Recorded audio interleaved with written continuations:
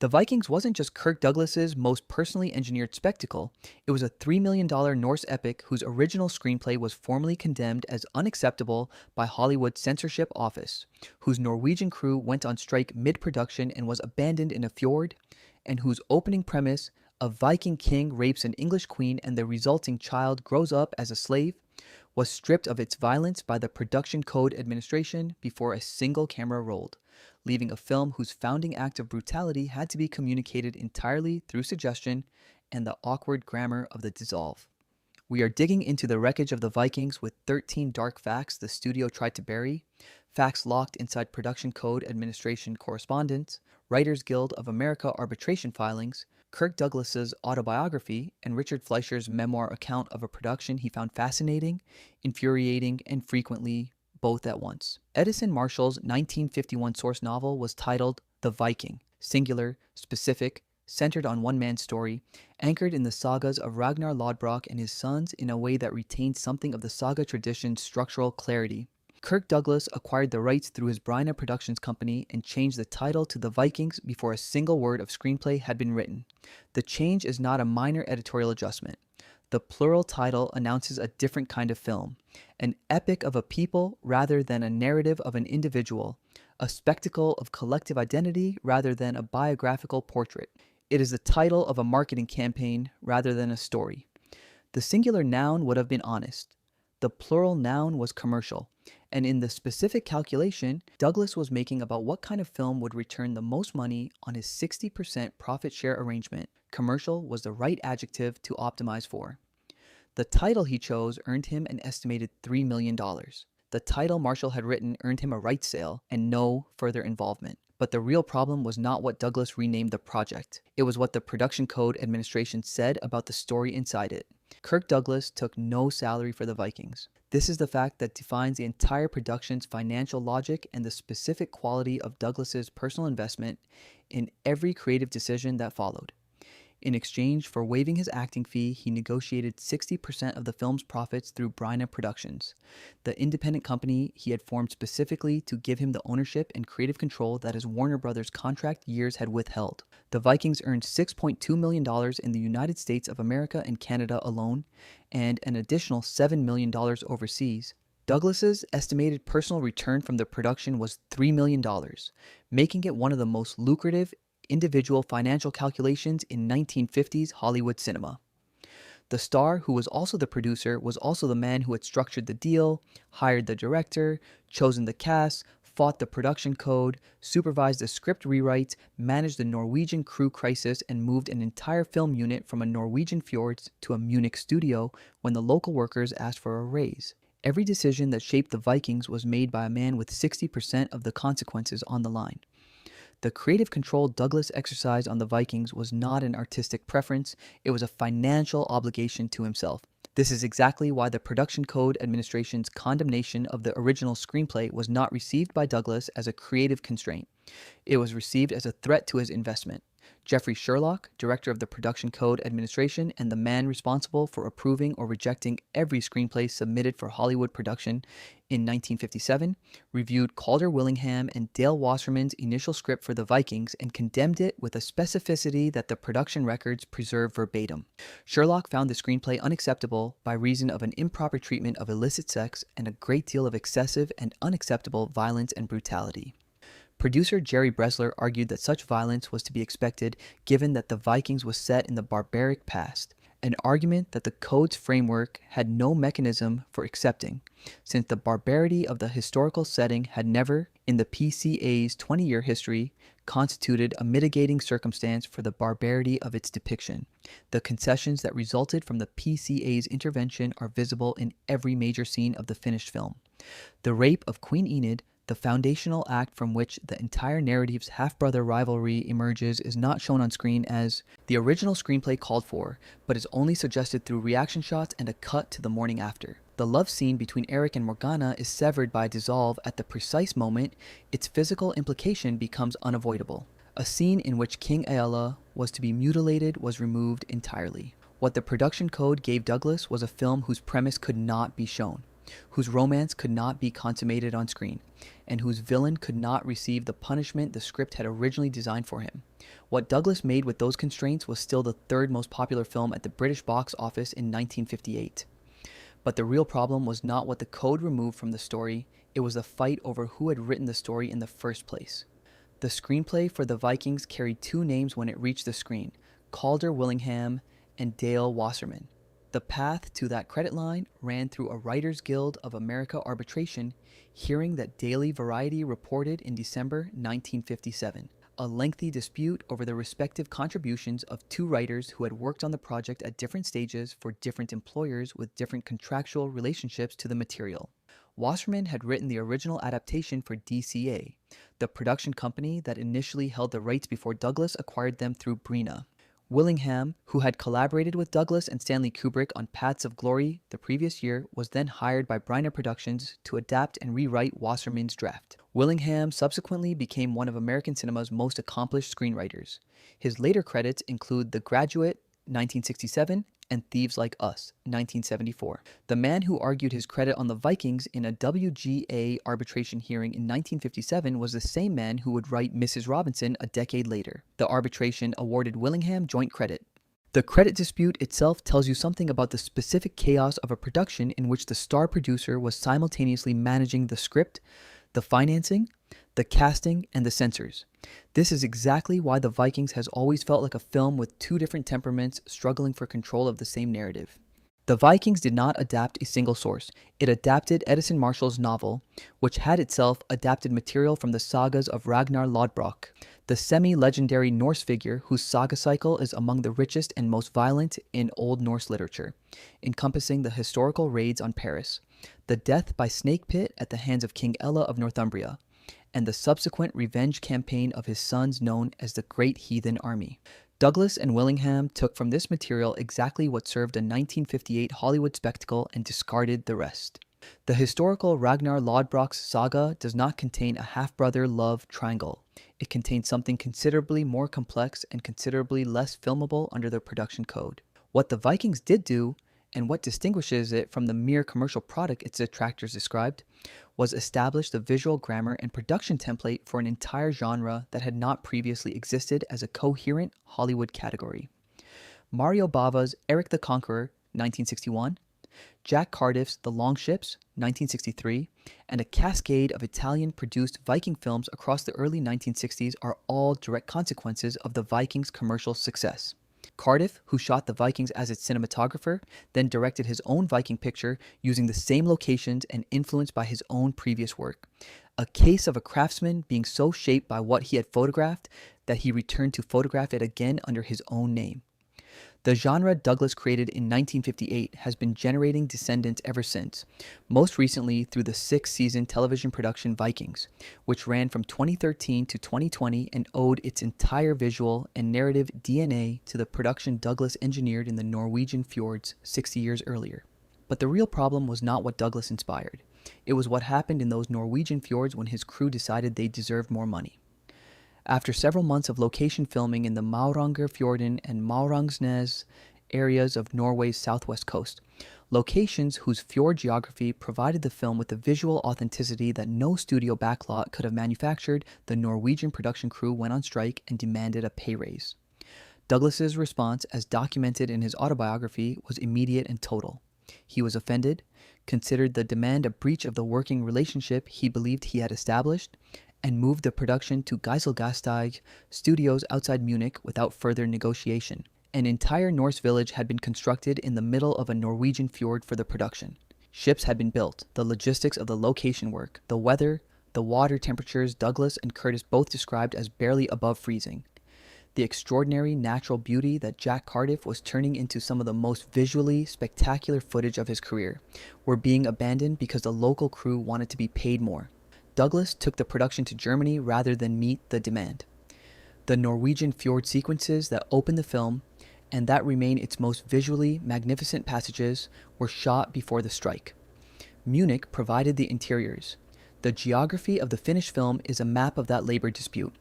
This is exactly why the production split between the fierce natural authenticity of the Norwegian exterior work and the more controlled studio quality of the interior sequences is audible in the film if you know what you are listening for. Ernest Borgnine plays Ragnar, Kirk Douglas's Viking father. Borgnine was born on January 24th, 1917. Douglas was born on December 9th, 1916. The man playing the father of the film's lead was, in biological fact, 2 months and 15 days younger than the son he was fathering on screen. This casting decision, which nobody involved in the production appears to have considered a problem worth addressing, was arrived at through straightforward commercial logic. Borgnine had won the Academy Award for Best Actor for Marty in 1955 and was one of the most commercially bankable supporting presences in American cinema. He was physically large, temperamentally explosive, and in possession of a screen energy that could believably dominate Kirk Douglas, which was a more demanding casting requirement than it sounds. The arithmetic of their birthdays was never discussed publicly. The performance relationship, Borgnine's Ragnar commanding the frame, Douglas's Einar straining against his father's authority, is convincing enough that the age discrepancy went unnoticed by contemporary audiences and has gone largely unmentioned by subsequent historians. But the real problem was not the age of the actor playing the father, it was the man who was not in the film at all, but whose voice opened it.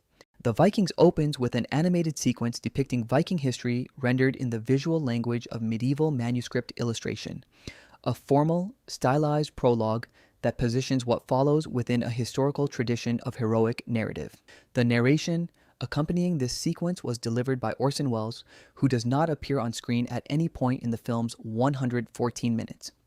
Welles was, by 1958, in the specific phase of his career that biographers have documented as his long European exile, a period in which the commercial collapse of his American productions had made him dependent on European financing for his own projects and on acting fees from productions like the Vikings for his operating income.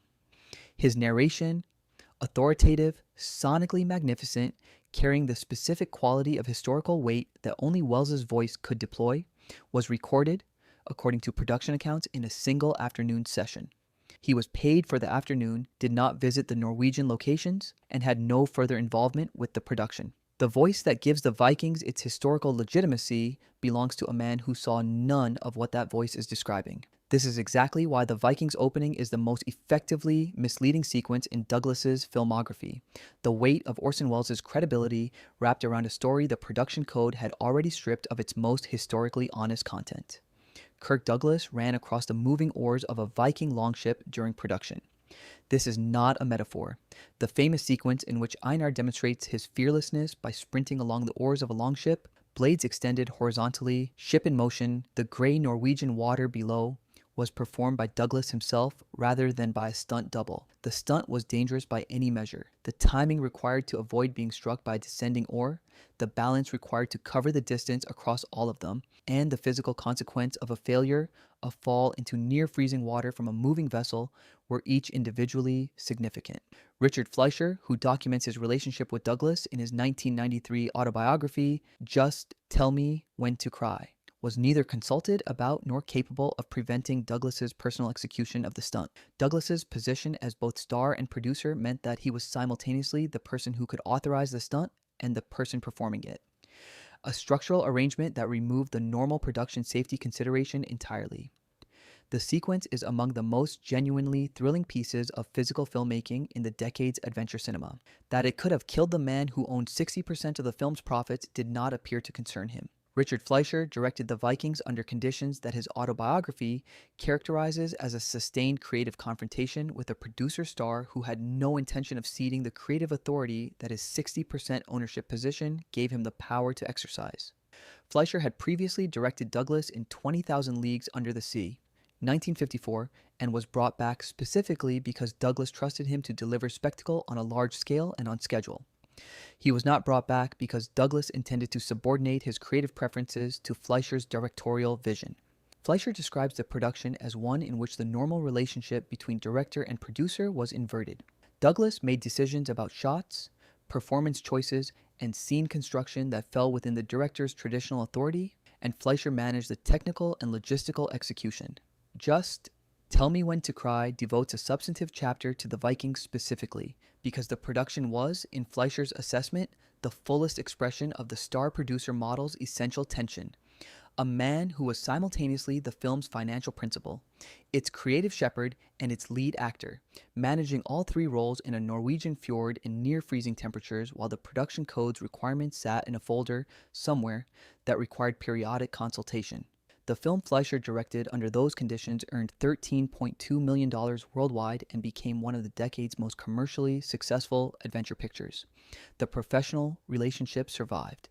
The creative tension, as Fleischer documents it, did not entirely resolve.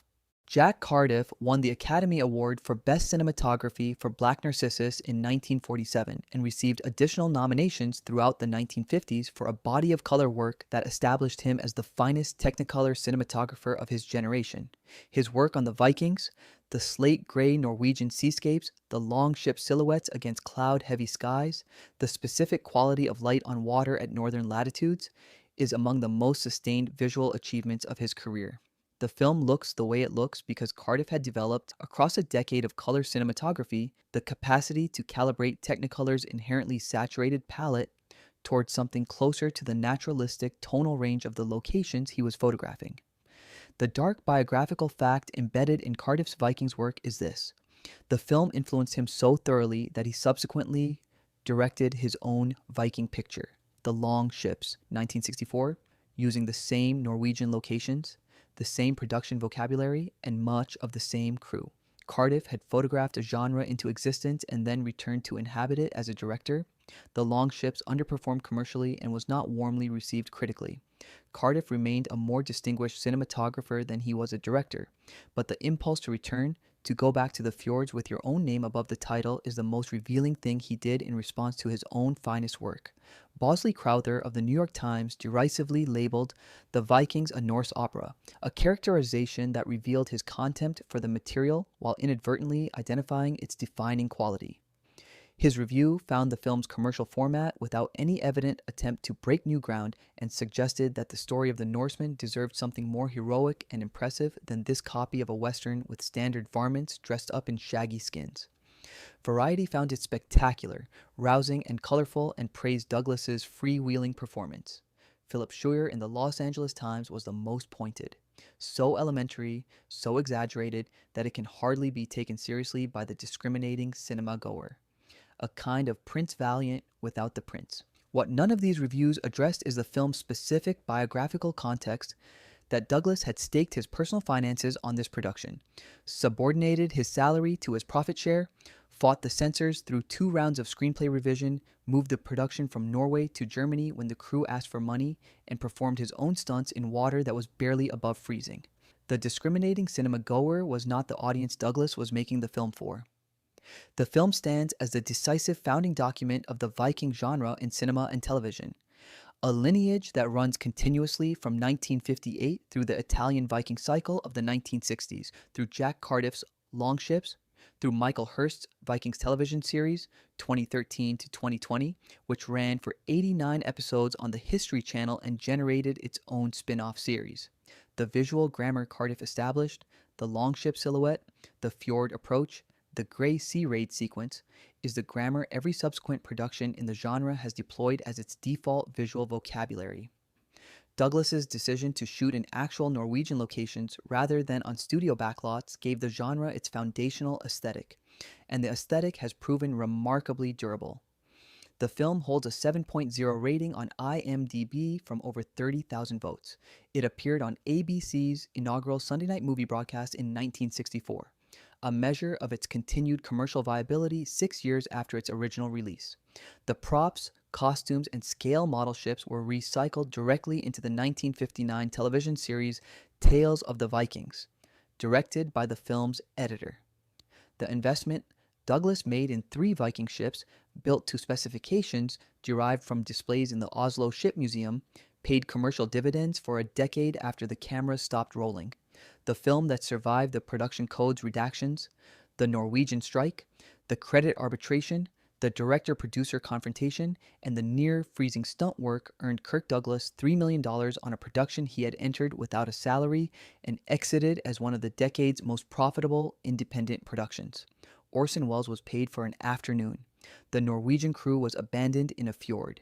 The original screenplay's rape scene was reduced to a suggestion. The villain's mutilation was cut entirely. Two men played father and son across a biological age gap of 2 months. The credits read like a straightforward adventure film. The production records read like something considerably more turbulent. The question: The Vikings leaves embedded in its opening narration, Wells's voice spreading historical authority across animated scrolls, is this: if the most historically honest version of this story was the version the production code forced the production to remove, and the version that reached audiences was a Norse epic whose founding act of violence could only be suggested and whose villain could only receive a softened punishment, what does that tell you about the relationship between historical truth and commercial cinema? And if the answer is that commercial cinema will always negotiate historical truth downward to the level the censor will approve, what does that tell you about every epic that opens with the word based on and a voice you trust? Leave that in the comments. If this investigation changed how you see the Vikings, leave a like, because there are 1,000 films built on sanitized histories that deserve the same forensic attention, and the algorithm needs to know this kind of digging matters.